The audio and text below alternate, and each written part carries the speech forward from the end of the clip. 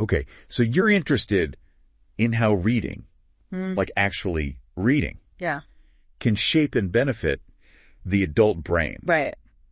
And it's something I've been thinking about a lot lately too. Yeah. We always hear that reading is good for you. Of course. But what does that actually mean? Yeah. Like, what's really going on up there? Exactly. So I've been doing some digging. We've got a ton of research articles, studies, all sorts of stuff to really take a deep dive into this. Oh, that's great. Yeah. I'm excited. So our mission today is to uncover how reading really impacts us. Mm-hmm. Not just the surface level, it's good for you, but like the nitty-gritty details, the surprising stuff, the stuff that'll make us better readers, thinkers, maybe even better people, right? Absolutely. So to kick things off, one thing that really jumped out at me was this idea that reading, it's not just passive, right? It's not just absorbing words on a page. It's like a full-on mental gym for our brains. That's a great way to put it. It is, right? Yeah. So can you walk us through, like, how does that work? So basically, every time you read, your brain is working, right? It's firing off neurons, making connections between different areas.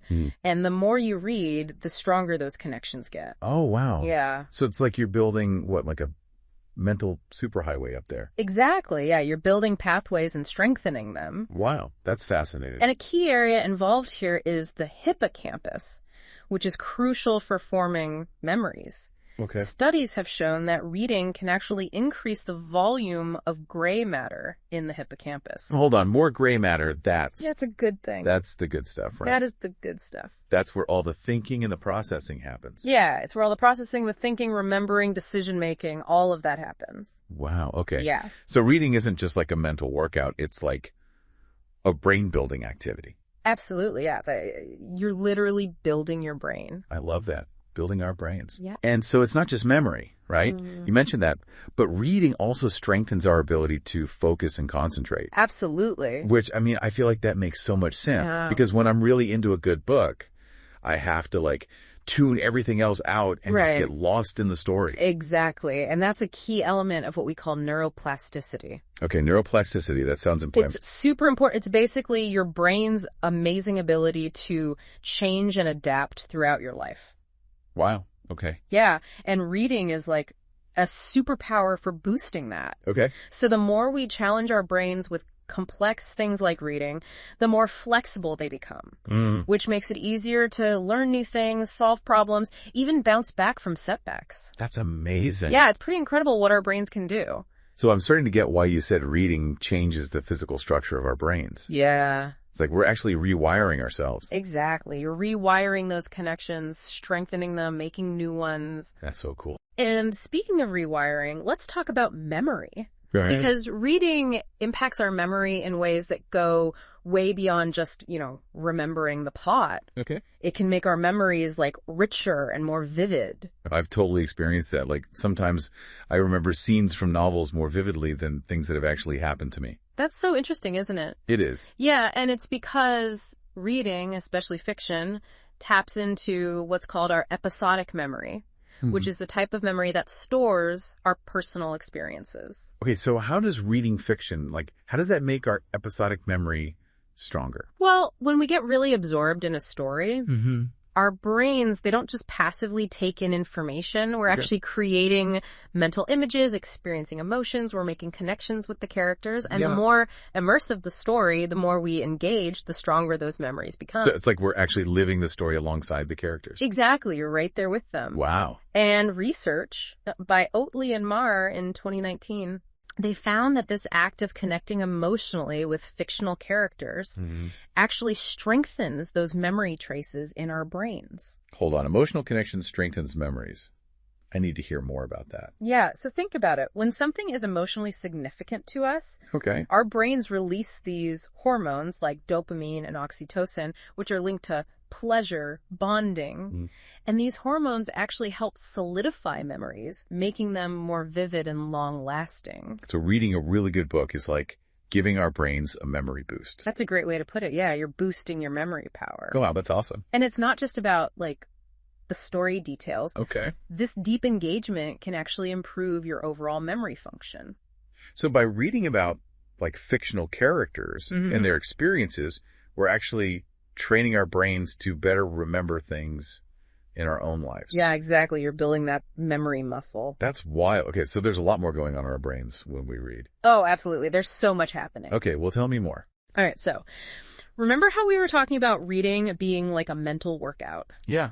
Well, one of the key areas getting that workout is our prefrontal cortex. The prefrontal cortex, that's like the command center of our brain. Exactly. It's the CEO. Right. It's responsible for planning, decision-making, focusing our attention. Okay. And research has shown that reading can actually increase blood flow to that area. Wow. Making it more active and efficient. So it's like reading is giving our brain's CEO a productivity boost. I like that. Right.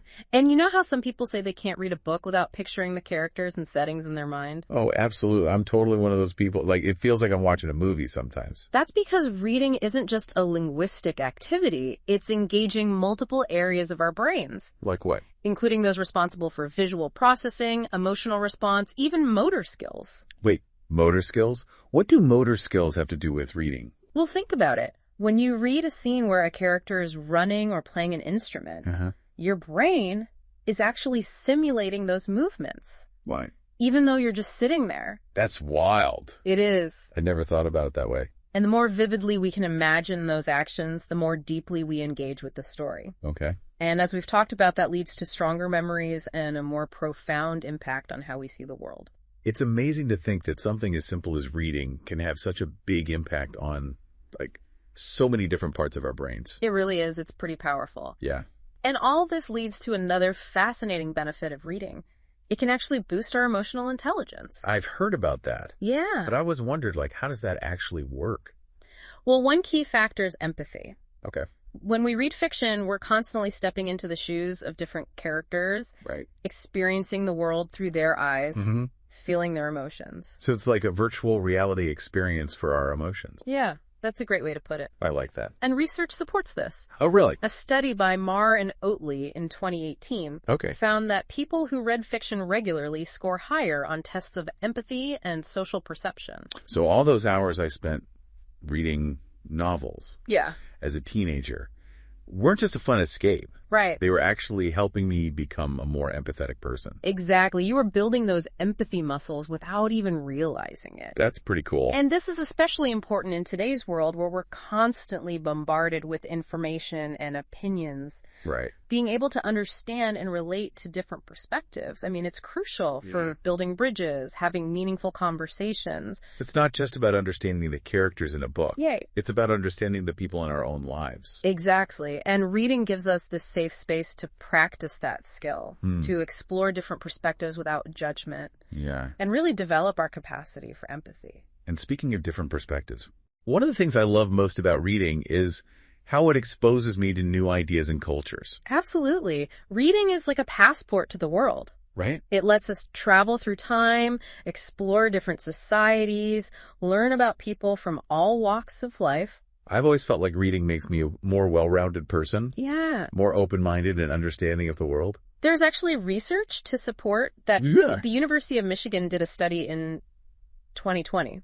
They found that people who regularly read about diverse cultures and historical periods, they tend to have a broader worldview and are more tolerant of different perspectives. That makes sense.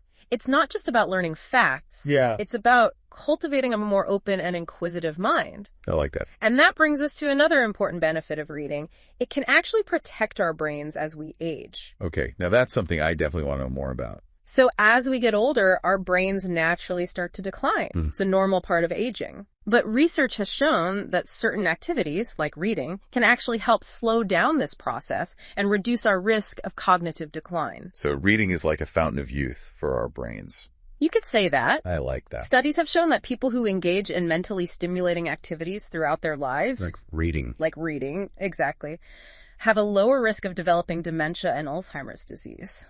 Wow. That's incredible. Are there any specific studies that come to mind? There's one that really stands out, a study from Cambridge University Smith and Parker in 2018. Okay. They found that people who read at least twice a week had a 32% lower risk of developing dementia. 32%. Wow. Compared to those who read less frequently. That's a pretty significant reduction. It is. It really highlights how important it is to make reading a regular habit throughout our lives. Yeah. It's not just about, keeping our minds sharp today. Right. It's about investing in our long-term cognitive health.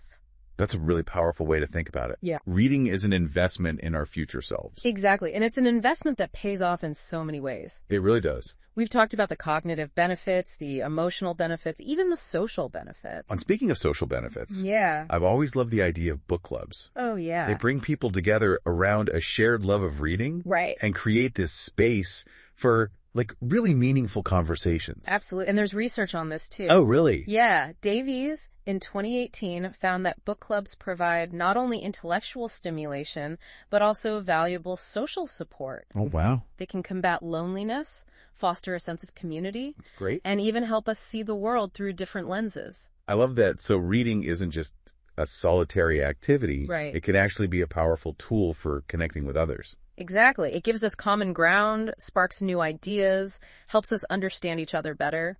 Thinking back on everything we've discussed today, Yeah. I'm just struck by how much more there is to reading than I ever realized before. It's true. Reading is so much more than just a pastime or a way to relax. Yeah.